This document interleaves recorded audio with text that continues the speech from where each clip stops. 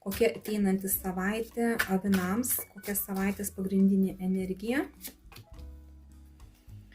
Darbas, veikla, mokslai, finansai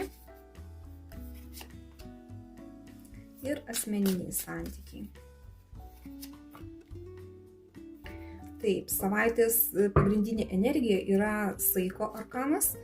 Tai reiškia, kad visur bus balansas, kad ir ką darytume, čia jokio skubėjimo nebus, čia toks bandymas bus išlaikyti pusiausvyrą.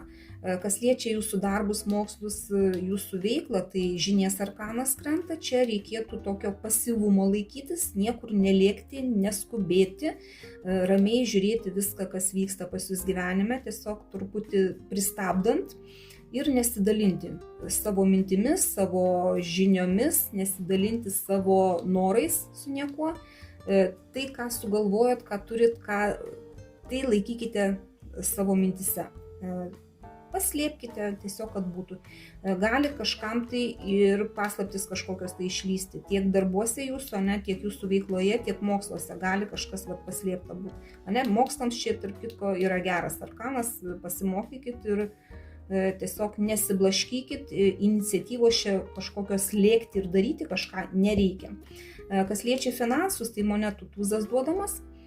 Tai reiškia, kad turit galimybės užsidirbti, gauti kažkiek tai finansų, tiesiog reikia nesėdėti sudėjus rankas, rodyti iniciatyvą, kad galėtumėt gauti tos pinigus, kad jos į rankas nieko nebus. Nors dovanos gali būti pagal šitą arkaną. Kažkokios tai nedidelės. Kas liečia asmeninius santykius, tai kardų penketukas. Tiems, kas vieniši, tai susipažinti čia tikimybės kaip ir nėra, nes ne tas galvoj bus, o tiems, kas porose, tai čia gali būti konfliktai kažkokie tai.